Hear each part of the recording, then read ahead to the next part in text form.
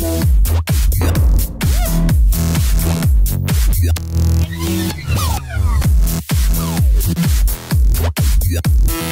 I start it? Yeah. Alright guys, time for that Instagram Q&A that Frank and I put up on our Instagram accounts a few weeks ago. So we're just going to get right to it. We both got a pretty decent amount of questions. We wanted to wait a little bit to kind of see if more questions would come in. So first question, do you guys think carb cycling is beneficial? Carb cycling could be beneficial for performance maybe, but it doesn't really have any benefit for weight loss or weight gain, I think. Ultimately, it comes down to how many calories you're taking in for total for a week to lose or gain weight. But for performance, if you want to drop your carbs a little bit on off days and increase them on training days so that you have that extra energy to work with while you're in the gym, that may work for you. You just got to play around with it and see. It's really just personal preference, right? Yep.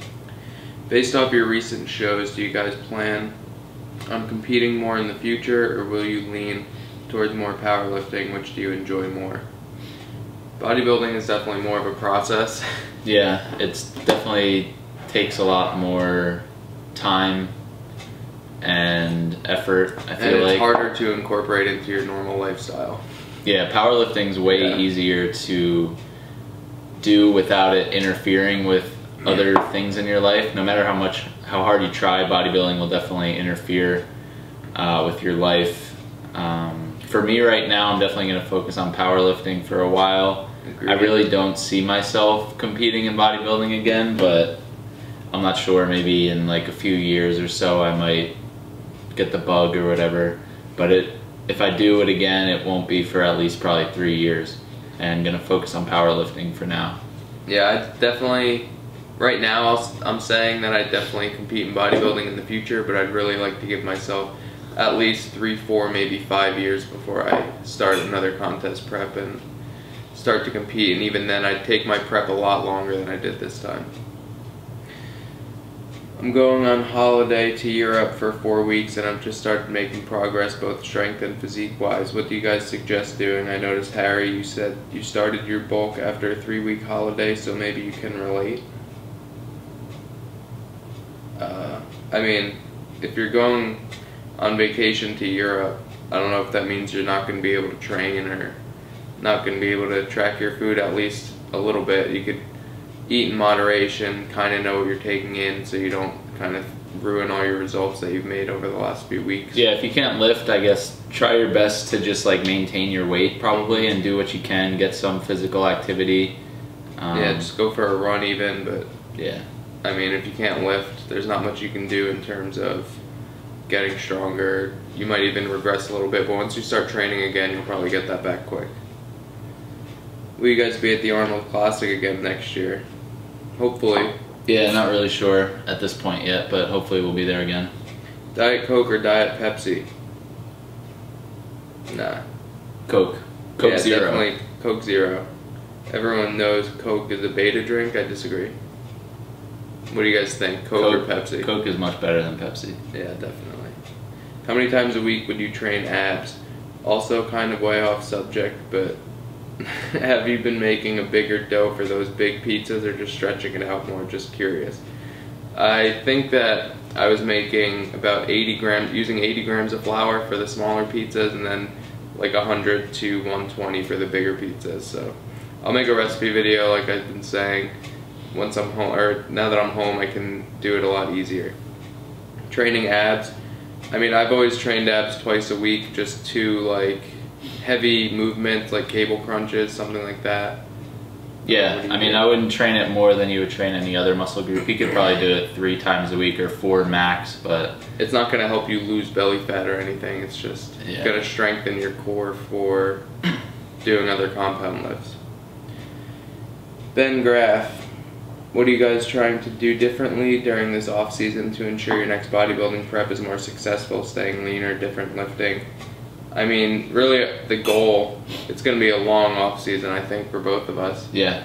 And the goal really is just to stay as lean as possible and increase our metabolic capacity as much as possible so that when we start prepping, we'll be able to take away food and it's still going to be a good amount of food that we're eating. Yeah, we both started prep around like 200 pounds, but Way too fat. I don't think either of us are gonna get over like 185 right now. Yeah, that's the plan. What's your feelings on free meals not tracking? I like them a lot. I think it's just like so mentally freeing. I think especially right after coming off prep, I liked it. For me, it's more like I'd rather not take a free meal. I'll go out maybe and order something that I wouldn't usually order, but I always like to try and at least estimate it. Just kind of makes me feel a little better mentally. It's more of, I'd stress more about it if I didn't track it than if I did just try and estimate, if that makes sense. Yeah. So it just kind of comes down to eating whatever you want, but estimating and fitting it into your day. Yeah, if you're not on prep for a show or something, you can take a free meal once a week. Just don't make it a cheat meal or something like that. Eat in moderation, and it really shouldn't hurt your progress at all. On the topic of powerlifting, should a person at around 155 with a 980 total cut to compete at 148 or wait to compete in the 165s? I mean, you could just compete at 155 with a 1,000-pound total. I don't think that's too bad. Yeah, and that depends on how tall you are. If you're 155 and fat, then cutting down to 148 might not be as hard. Yeah, but and you might not lose as much strength in the process. Yeah, if you have a lot of room to build muscle, then you could probably bulk up slowly to 165. There's no reason to wait to compete. If you're competing at the amateur level, it's just fun and it's experience. I would definitely recommend just going into your first meet. Don't really think too much about it and just do it. It really is a lot of fun. I'm currently bulking on 95 fats, 550 carbs, 210 protein, and I'm going to be starting full-time garbage man job, working 10 to 13 hours 4 times a week. Wondering how much I should bump my calories and what macros to bump. That's pretty high fat at 95 fat, so I would say just keep throwing in carbs until you find your new maintenance with your new job. It really depends on how active you're going to be, so I can't just give you a number to hit. Yeah, but I would go with carbs and just add more based on how your weight's going on days that you work or whatever. Can Harry post a video on making those cast iron pizzas? Definitely.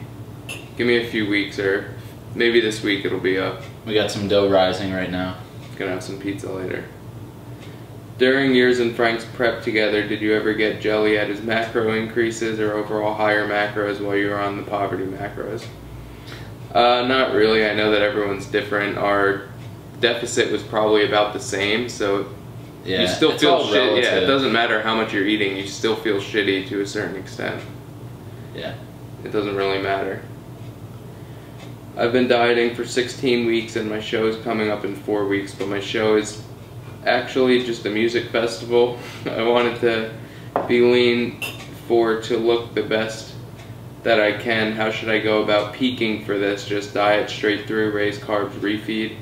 I mean, if you want to kind of fill out a little bit the week before, you could definitely do that. Just be a little conservative with increasing your carbs throughout the week, and you can kind of tell by looking in the mirror if you feel flat or full. And just keep going, but don't go too hard or else you might spill over. Yeah, increase carbs a bit, maybe take a deload in the gym, give yourself time to recover. I'd say give yourself at least a week to do this and take it really slow. Don't just throw in like 500 or 600 carbs a day for like 2 days, because you might spill over and it's hard to come back from that. Yeah. Alright. 3 tips for a teen beginning to bodybuild. Learn the importance of proper training and nutrition. Is that 2 or is that 1? I guess that's 1. I would say focus on your nutrition if you're trying to gain weight, and know what it takes to gain weight and do that. A lot of people will say that they can't gain weight, but it really just comes down to the fact that they're not eating enough. And with training, I would say not to get on a bro split, but get on something that you're squatting at least 2 or 3 times a week, benching at least 2 or 3 times a week. Could be like a lower push-pull or like a novice program. Yeah, like a full body, and just be consistent. Yeah, consistency. It's going to take time if you're natural. I don't know if you said that, but have patience and be consistent. Why am I extremely tired days after I bench press, squat, and deadlift in the 3 to 5 rep range instead of 6 to 12 rep range? I mean, lifting heavier weights at a lower rep range is going to take a lot more out of your nervous system, and that could definitely contribute to your fatigue. Yeah, you feel a different kind of fatigue after lifting heavy weights like that, and it's more of your central nervous system being burned out than like muscle soreness or anything like that. So it's definitely common. Yeah, it's that happens. not that it's not normal. You're probably pushing really close to failure at that point. So someone asks, if you graduated already, why do you still take classes? I graduated from undergrad and now I'm taking grad classes, so hope that answers your question. What's your favorite type of pizza?